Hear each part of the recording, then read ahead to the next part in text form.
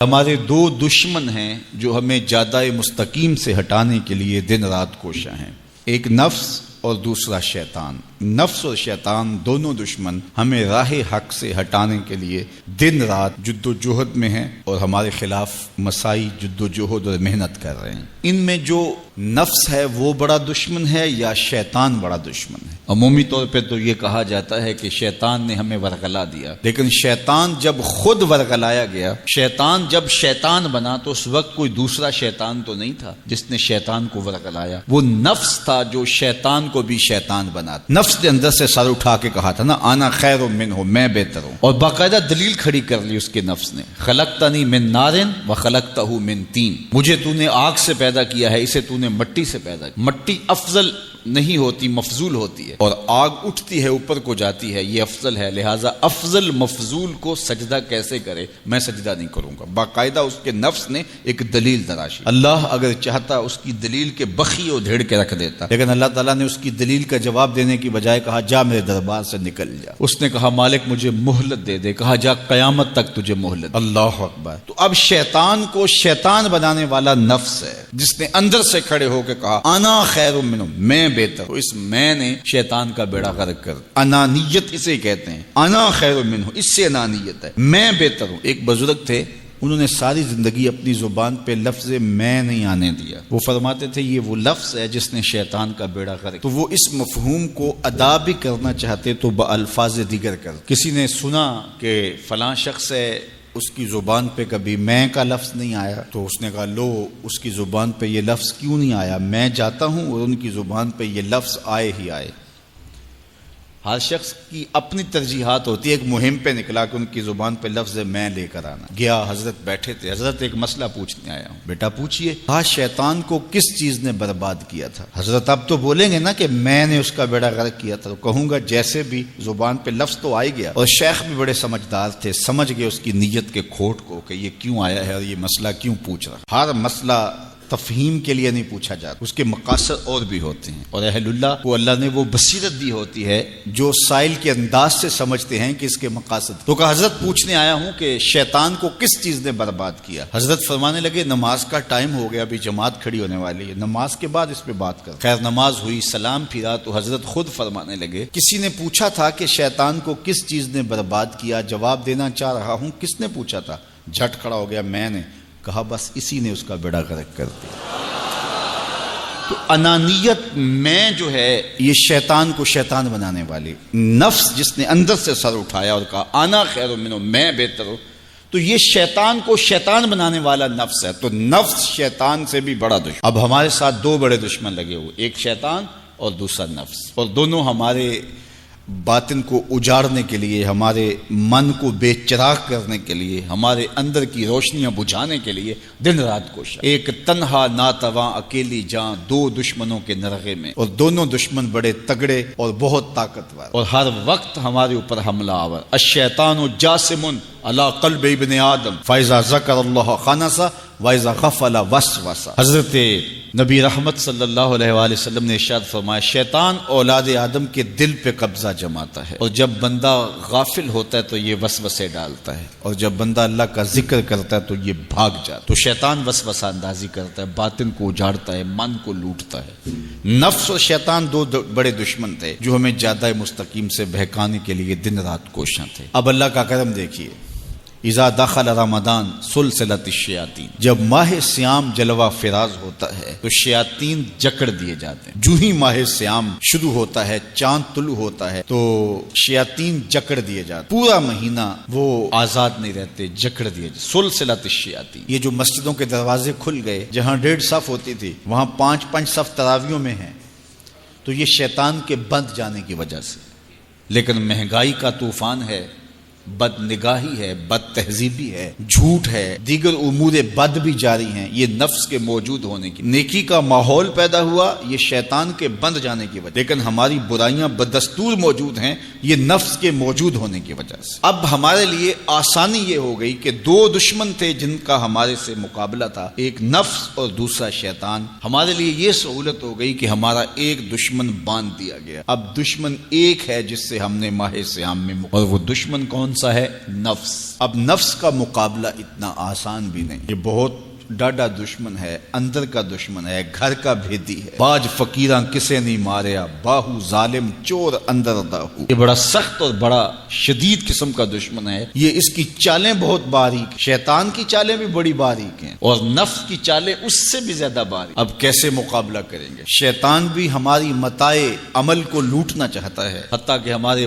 ایمان کو برباد کرنے پر تلا ہوا ہے، اور نفس بھی چالیں چل رہا ہے، اور ہم اپنی زندگی لاؤبالی میں گزارتے چلے جا رہے ہیں۔ ہمیں پتہ ہی نہیں کہ ہم موت کے کتنا قریب ہو رہے ہیں، اور شیطان ہمارے اوپر، نفس ہمارے اوپر حملہ آور ہے، اور یہ چاہتے ہیں ٹھیک ہے یہ چلتا رہے، یہ رسمی زندگی گزارتا رہے، کوئی بات نہیں، اس کے اندر کو ہم لوٹ لیں، اور یہ دونوں دن رات لگے ہوئے۔ ماہ سیام آیا تو ہمارا ایک دشمن بند گیا، ہمیں تھوڑی سی سہولت مل گئی۔ اب ایک ہی دشمن باقی ہے جس سے مقابلہ کرنا باقی ہے، اور وہ ہے نفس۔ اب نفس سے مقابلہ کیسے ہوگا؟ تو کسی ایکسپرٹ سے پوچھیں کہ جناب نفس ہے، ہم کمزور ہیں، شیطان دشمن ہمارا بندہ ہوا ہے، 2 محاذ کھلے تھے تنہا جان کے لیے، ایک محاذ بند ہو گیا، اب ایک ہی محاذ ہے، مقابلہ کرنا ہے تو کیسے کرنا؟ اللہ اکبر۔ تو ہم اقبال کی بارگاہ میں عرض کیا کہ آپ بتائیے۔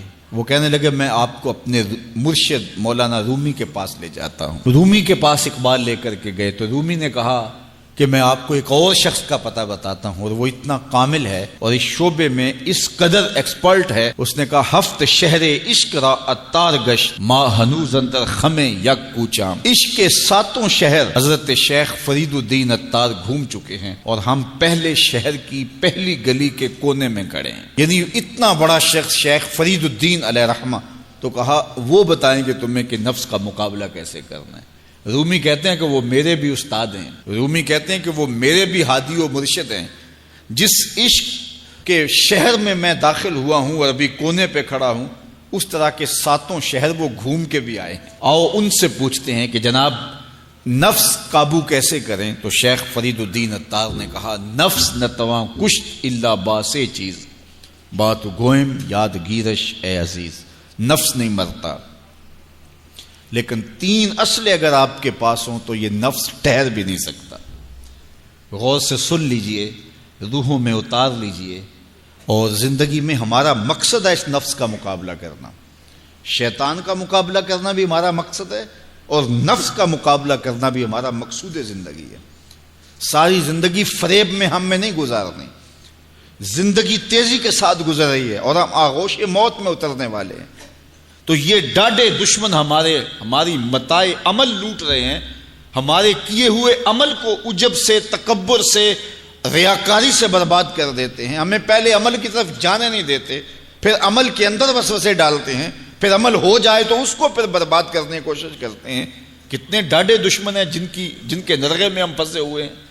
تو پھر ہمیں کوئی بندہ مل گیا ہے جو بتا رہا ہے کہ جناب اس کا مقابلہ ایسے کریں گے، تو پھر آج کی سن لیں ہم اور غور کر لیں اور اپنے اندر اتریں۔ تو شیخ فرید الدین اتار ہمیں بتا رہے ہیں، تو سنیے وہ کیا کہہ رہے ہیں۔ نفس نتواں کشت الا باسے چیز، نفس نہیں مرتا، یہ بڑا ڈاڈا ہے، لیکن 3 اسلحے اگر آپ کے پاس ہوں تو یہ ٹھہر بھی نہیں سکتا۔ وہ 3 اسلحے کون سے ہیں؟ خنجر خاموشی و شمشیر جو، نیزائے تنہائی و ترک ہجو۔ ایک خاموشی کا خنجر، دوسرا بھوک کی تلوار، اور تیسرا تنہائی کا نیزہ۔ یہ 3 اسلحے تمہارے پاس ہوں تو پھر نفس ٹھہر بھی نہیں سکتا۔ خاموشی کے خنجر سے نفس پہ وار کیا جا سکتا ہے۔ میرے اور آپ کے آقا و مولا نے فرمایا من سامتا نجا، جس نے خاموشی اختیار کی وہ نجات پا گیا۔ ہماری زندگی کے جتنے بھی برے اعمال ہیں ان میں سے سب سے زیادہ برے اعمال ہماری زبان کرتی ہے۔ ہمارے ہاتھ بھی گناہ کرتے ہیں، کسی پہ ظلم کریں تو گناہ کرتے ہیں، ہمارے پاؤں بھی گناہ کرتے ہیں، برائی کے اڈے پہ چل کے جاتے ہیں، ہماری آنکھیں بھی گناہ کرتی ہیں، ہماری سوچیں بھی گناہ کرتی ہیں، ہم حرام کمائیں کھائیں تو پیٹ بھی ہمارا گناہ کرتا ہے، لیکن سب سے زیادہ گناہ ہماری زبان کرتی ہے۔ جھوٹ یہ بولتی ہے، غیبت یہ کرتی ہے، بہتان یہ لگاتی ہے، گالی گلوچ سب و شتم یہ کرتی ہے، گلے شکوے کا انداز، ناشکری کا لہجہ یہ اختیار کرتی ہے۔ اسی لیے میرے اور آپ کے آقا و مولا نے فرمایا جو تمہارے 2 جبڑوں کے درمیان ہے، یعنی تمہاری زبان، اور جو دو ٹانگوں کے درمیان ہے تمہاری پارسائی کی جگہ، ان دو چیزوں کی تم مجھے ضمانت دے دو، میں محمد تمہیں جنت کی ضمانت دے دیتا ہوں۔ تو اپنی زبان کی حفاظت کرنی ہے۔ دیکھیے یہ سننے کے لیے چیزیں نہیں ہیں محض، بلکہ ان پر ہم عمل کریں، اور آج سے ہی دیکھیے یہ موسم رحمت ہے، رحمت کی برکھا برس رہی ہے، اور یہ موسم نور ہمارے سیکھنے کے لیے ہے۔ تو ہم اپنے نفس کو کیسے قابو کریں گے؟ دو دشمن تھے، ایک بندھا ہوا ہے، چھوٹ کے کچھ نہیں کر سکے گا اگر نفس کو قابو میں کر لیا، اور اگر ہم نفس کنٹرول نہ کر سکے وہ تو جہنم کی آگ میں اور زنجیروں میں جکڑا ہوا پیچو تاب کھا رہا ہے کہ یہ جو ٹوپیاں پہنے ہوئے مسجدوں میں جاتے ہو نا، میں عید کے دن نپٹ لوں گا تم سے، وہ تو اور نفس کے ساتھ مل کے ہمارا بیڑا غرق کرے گا اور ہمیں اور دور کر دے گا اور ہماری باطنی اساس اور بنیاد اور کمزور کر دے گا۔ اس لیے ضرورت ہے کہ ہم اپنے نفس کو ان دنوں کے اندر کمزور کریں۔ اس کا پہلا نسخہ کیا ہے؟ خاموشی کا خنجر۔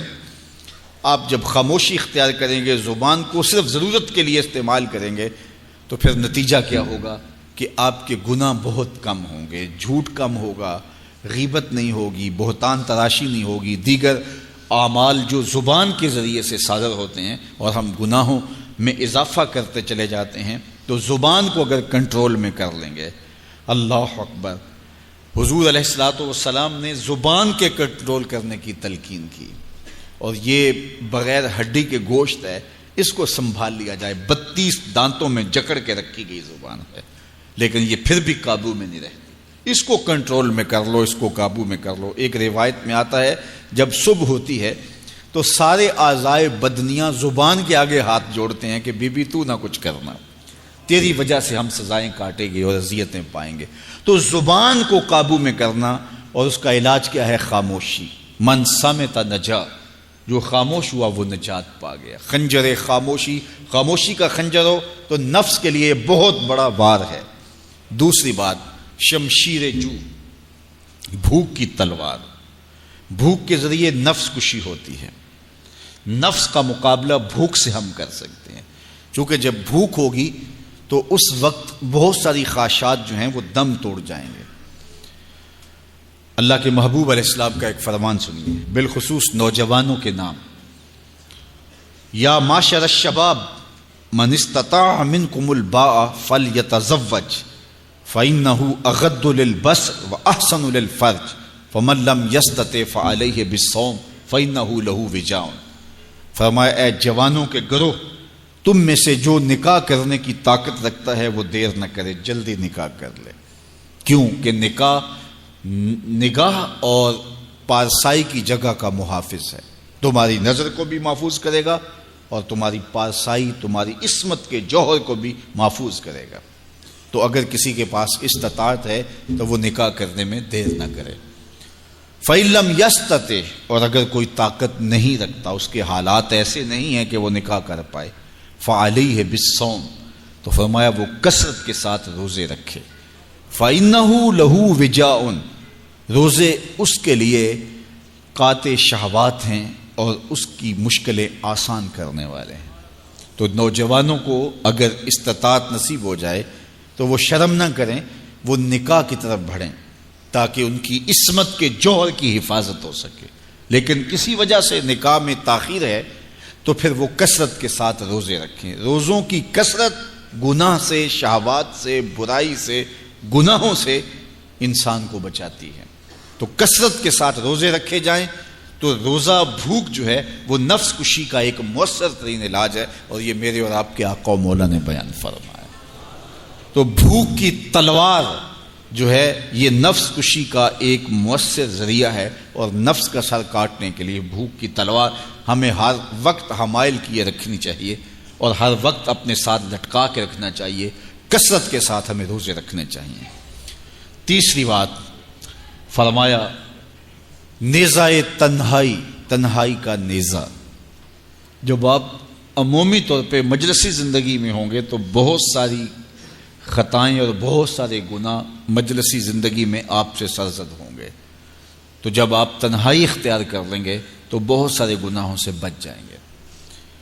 حضرت شاہ نقشبند بخاری علیہ رحمہ فرماتے ہیں کہ فقیر کے لیے سب سے بہتر جگہ اللہ کا گھر مسجد ہے، یا پھر کامل شیخ کی صحبت ہے، یا پھر تنہائی ہے۔ چوتھی جگہ سوائے ہلاکت کے اور کچھ نہیں ہے۔ العافیۃ فی العزلہ، عزلت میں، تنہائی میں عافیت رکھی گئی ہے۔ اس لیے اپنے آپ کو ایسے ہجوم میں، ایسی جگہوں پہ لے جانے سے روکیں، اپنے آپ پر ضبط کریں جہاں نظر پاک نہیں رہتی، جہاں خیال کی پاکیزگی کا سامان نہیں رہتا، اور جہاں آپ کی جو ہے وہ آپ کی زبان محفوظ نہیں رہتی۔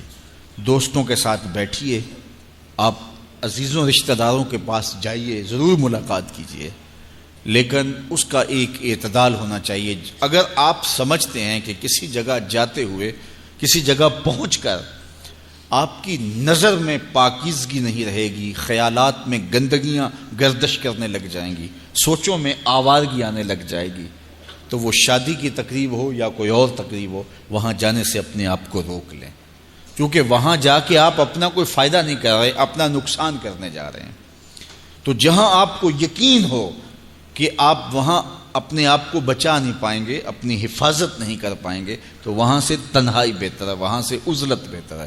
تو یہ تین چیزیں ہم اگر کر لیں تو یہ نفس کشی کا ایک مؤثر ذریعہ ہے۔ اب ماہ صیام کے اندر اللہ تعالیٰ یہ تینوں چیزیں ہمیں نصیب کرتا ہے۔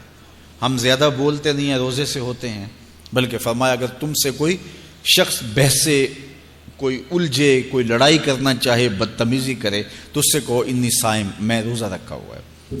اور اسی طرح بھوک تو میسر ہوتی ہی ہوتی ہے۔ اور تیسری بات کہ عزلت بھی میسر ہو جاتی ہے، اس میں آپ ذکر کے لیے، فکر کے لیے، روزے میں آپ تلاوت کلام مجید کے لیے تنہائی اختیار کرتے ہیں۔ تو گویا روزہ ایک ایسی تربیتی ورکشاپ ہے کہ جس کے ذریعے سے آپ کے نفس کی تہذیب ہو جاتی ہے۔ جب نفس قابو میں آ گیا، نفس کنٹرول میں آ گیا، نفس کو آپ نے کمزور کر لیا، تو شیطان چھٹ کے بھی کچھ نہیں کر سکے گا، کیونکہ شیطان ہمارے اوپر حملہ کرتا ہے نفس کے ذریعے سے۔ باہر کا دشمن ہے اور نفس اندر کا دشمن ہے۔ ہمارے دیہاتوں میں چوری ہو جائے نا، تو بوڑھے بزرگ مل کے بیٹھ جاتے ہیں کہ بتاؤ چوری کیسے ہوئی، تو ایک نقطے پہ سارے متفق ہوتے ہیں، اور وہ نقطہ یہ ہوتا ہے کہ کوئی اندر کا بھیدی ضرور ہے۔ جب تک کوئی اندر کا بندہ نہیں تو باہر سے کوئی آ کے از خود چوری نہیں کر سکتا، تو کوئی اندر کا بندہ ضرور موجود ہے۔ نفس اندر کا بھیدی ہے اور شیطان باہر سے آ کر حملہ آور ہونے والا ہے۔ اس لیے شیطان کو اندر آنے کا موقع نفس دیتا ہے۔ نفس کو ہی کمزور کر لیجئے، وہ آپ کا ساتھی بن جائے، نفس امارہ، نفس مطمئنہ بن جائے، اور وہ نفس جو برائی کا حکم دیتا ہے وہ نفس امارہ کہلاتا ہے۔ اور جب وہ کثرت ذکر سے، عبادت سے نفس مطمئنہ بن جاتا ہے تو پھر وہ شیطان کے لیے رکاوٹ کا ذریعہ بن جاتا ہے اور آپ کی زندگی محفوظ ہو جاتی ہے۔ اور یہ ہمارا کام ہے، یہ ہمارے کرنے کا وظیفہ ہے۔ دیکھیے حضرت انسان کو اللہ نے اختیار دیا، زندگی دی، فہم دیا، ادراک دیا، گناہ کی قوتیں اور نیکی قوتیں ساری اس کے ساتھ لگی ہوئی ہیں۔ اس نے صرف ایک لا ابالی شخص کی طرح زندگی نہیں گزارنی کہ جو سامنے آ گیا کھا لیا اور جو زبان پہ آ گیا بول دی، ایسا نہیں ہے۔ یہ تو انسان ہے، اس کو تو اپنی زندگی کی راہیں خود متعین کرنی ہے کہ میری دنیا آخرت کے لیے نفع بخش کیا چیز ہے اور نقصان دہ کیا چیز ہے۔ انا ہدیناہ السبیل اما شاکرا و اما کفورا، کہ ہم نے اس کو دونوں راہیں دکھا دی، وہدیناہ النجدین، اس کو پتہ ہے یہ اچھائی ہے یہ برائی ہے، اس نے اس سے اجالنا ہے اپنے اندر کو اور اپنے باطن کو سنوارنا ہے۔ تو ماہ صیام ہمارے لیے موسم رحمت اور موسم نور ہے، جو ہمارے اندر کی روشنی کا سبب اور ذریعہ ہے۔ تو آئیے یہ موسم اللہ نے ہمیں نصیب کیا، قرآن مجید کی کثرت سے تلاوت کریں، نفس کمزور ہوگا، تنہائی اختیار کریں، نفس کمزور ہوگا، اپنی زبان پہ قابو کر لیں، نفس کمزور ہوگا، بھوک تو ہم روزے کی وجہ سے کاٹتے ہی کاٹتے، نفس کمزور ہوگا۔ اب شیطان چھٹ کر بھی عید کے دن ہمارا کچھ بگاڑ نہیں سکے گا اگر ہم نے اپنے نفس پہ قابو پا لیا، اور اگر نفس پہ قابو نہ پا سکے تو شیطان تو پھر پیچ و تاب کھا رہا ہے، اور وہ ہمارے اوپر پھر اور زور و شور کے ساتھ حملہ ہوگا اور ہماری متاع عمل کو لوٹ لے گا۔ تو پھر کیا فائدہ ہوا کہ سارے مہینے کی محنت کی، عید کے دن، عید سے 4-5 دن بعد ہم نے لٹا دی، تو فائدہ کیا ہوا؟ اللہ نے اس عورت کی مثال بیان کی ہے قرآن میں جس کا توازن ذہنی ٹھیک نہیں تھا، اور وہ سارا دن سوت کاٹتی رہتی تھی اور شام کو اپنے ہاتھوں سے توڑ دیتی تھی۔ تو کہا کہیں ایسا نہ کرنا کہ تم بھی اس عورت کی طرح ہو جاؤ کہ اپنے ہاتھ سے کاتا ہوا سوت اپنے ہاتھوں سے ہی توڑ دو۔ پورا مہینہ بھوک کاٹی، پیاس کاٹی، تکلیفیں گوارا کی، اور شام کو جو ہے وہ اپنے ہاتھ سے ہی وہ سوت کاٹنے والی خاتون سوت توڑ دیتی ہے۔ تو کہیں ہم بھی ایسے نہ ہو جائیں کہ مہینے کی محنت ہر سال عید یا عید کے چند دن بعد برباد کر لیں، پھر اگلے سال مہینے کی محنت کریں، پھر عید کو برباد کر دیں، تو کیا فائدہ ہوا؟ تو ہم نے جو نعمت سمیٹی ہے، جو چیز دی ہے، جو چیز حاصل کیا، اس کو جذب کر لیں روح کے اندر، اس کو اپنے من کے اندر اتار لیں۔ اہل ایمان کو ایک دعا تلقین کی گئی ہے، وہ کیا دعا کرتے ہیں؟ ربنا لا تزغ قلوبنا بعد اذ ہدیتنا، اے اللہ ہدایت کے بعد ہمارے دل کو پھر دوبارہ ٹیڑھا نہ کر دینا۔ اگر ہدایت دی ہے تو وہ نصیب ہی رہے، وہ من میں جذب ہو جائے، وہ روح میں اتر جائے۔ تو میں اور آپ اپنی زندگی کو اللہ اور اس کے رسول کے نام پہ لگایا ہے، تو پھر اپنی ساری زندگی کو اللہ اور اس کے رسول کے نام پہ لگا دیں۔ اس نے قرآن کو کھول کر نہیں دیکھا، راتوں کی تنہائیوں میں اس کی تلاوت نہیں کی، اس کے پیغام کو نہیں سمجھا، تو یہ آنکھیں اس لیے رب نے دی تھی کہ اس سے میرا قرآن پڑھو، تو قیامت کے دن وہ شخص نابینا اٹھایا جائے گا۔ میرے حضور نے ارشاد فرمایا کہ راتوں کی تنہائیوں میں اٹھ اٹھ کے قرآن پڑھا کرو اور قرآن پڑھتے ہوئے رویا کرو۔ پھر کہا فَإِن لَمْ تَبْكُوا فَتَبَاكُوا، اگر رونا نہ آئے تو رونے کی کوشش کیا کرو۔ حضرت داتا گنج بخش علی حجویری سے ایک مرید نے پوچھا، حضرت اگر رونے کی کوشش کریں پھر بھی رونا نہ آئے؟ فرمایا مقدر پہ رویا کرو۔ اتنے سنگ دل ہو گئے ہو، اس آنکھ میں کوئی بھلائی نہیں ہے جو رب کے خوف میں روتی نہیں ہے۔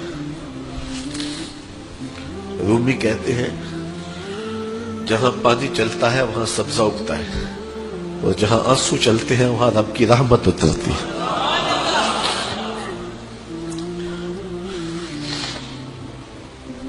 تو کہا راتوں کی تنہائیوں میں اٹھ اٹھ کے قرآن پڑھا کرو، قرآن خود نور دیتا ہے، اس کی تلاوت کیا کرو۔ ایک حدیث ہے، جب میں نے پہلی بار پڑھی تھی تو میرے اوپر ایک کپ کپی طاری ہو گئی، اور وہ لمحے دوبارہ تو نہیں اس انداز سے مل سکے، لیکن جب بھی میں پڑھتا ہوں ایک گھاس ملتا ہے۔ فرمایا قرآن یہ اللہ کی وہ لٹکتی ہوئی رسی ہے جس کا ایک سرا تمہارے ہاتھ میں ہے اور دوسرا سرا تمہارے رب کے ہاتھ میں۔ کرنٹ لگتا ہے کہ یہ وہ قرآن ہے جس کا ایک سرا رب کے ہاتھ میں ہے تو دوسرا سرا تمہارے ہاتھ میں ہے۔ تو کہا قرآن ڈائریکٹ فیض دے گا، قرآن ڈائریکٹ نور دے گا۔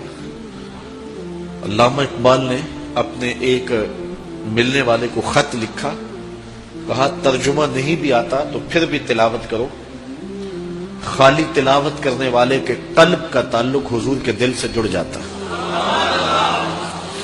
سیارہ ڈائجسٹ کا ایک قرآن نمبر چھپا تھا، اس میں ایک شخص کی کہانی لکھی تھی کہ قبر کھودتے اس کی قبر کھل گئی، لوگوں نے دیکھا کہ قبر میں روشنی ہے اور کفن بھی میلا نہیں ہوا، اور وہاں گلاب اگے ہوئے ہیں جس کی خوشبو سے ماحول میں عطر پھیلا ہے۔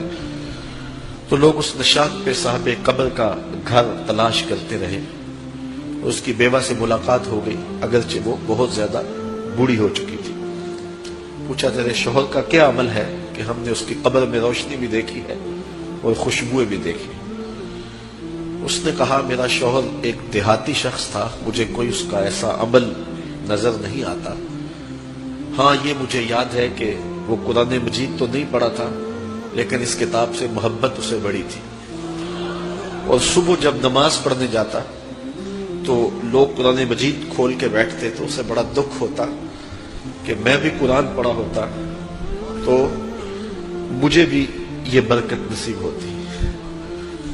اب گھر آتا تو اس کے قدم بوجھل ہوتے، گھر آ کے طاق پہ پڑے ہوئے قرآن مجید کے نسخے کو اٹھاتا اور کھولتا اور ایک ایک سطر پہ انگلی رکھتا اور کہتا مالک مجھے نہیں پتا یہ کیا لکھا ہے، لیکن جو لکھا ہے سچ لکھا ہے۔ پھر نیچے آ جاتا، کہتا مالک مجھے نہیں پتا یہ کیا لکھا ہے، میری بدقسمتی کہ مجھے نہیں پتا، لیکن جو لکھا ہے سچ لکھا ہے، تیرا کلام ہے۔ انگلیاں پھیرتا جاتا اور یہ کہتا چلا جاتا یہ بھی حق ہے، یہ بھی حق ہے، یہ بھی حق ہے اور یہ بھی حق ہے۔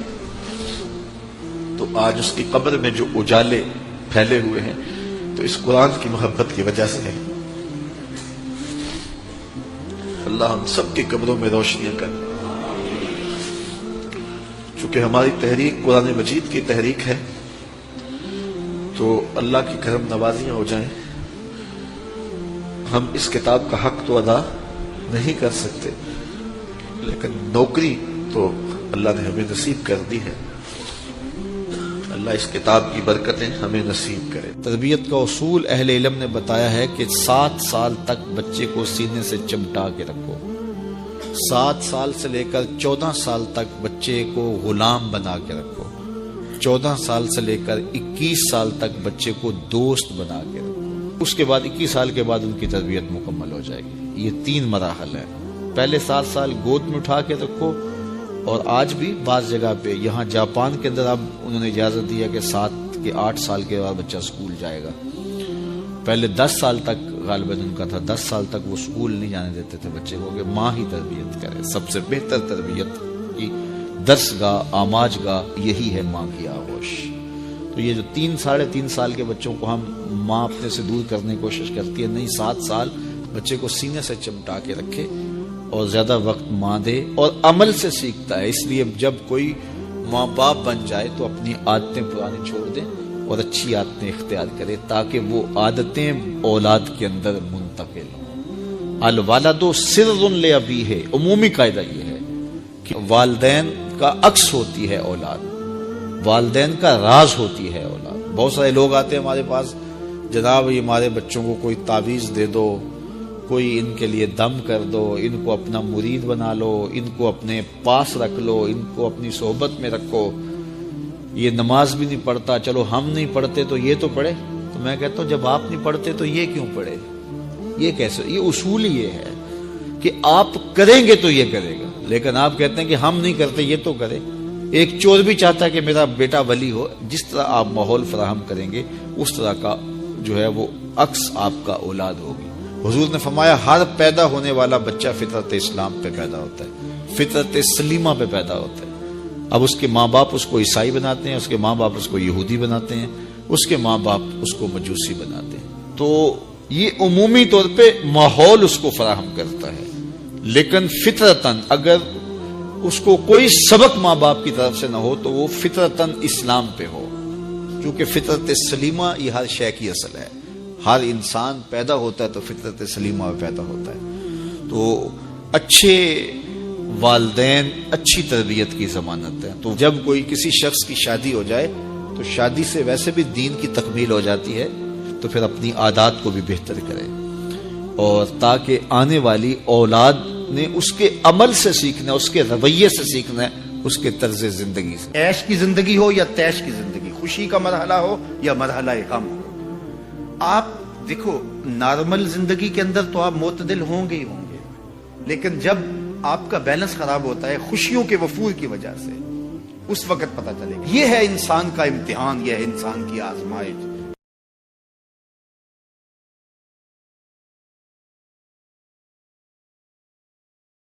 مالک دے در راکھی کر دے تے صابر بھکھے ننگے، مالک دے در راکھی کر دے صابر بھکھے ننگے تے جیون جی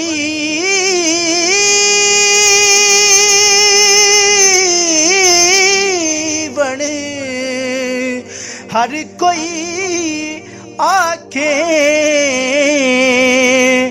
मौत खड़ी सिर उते।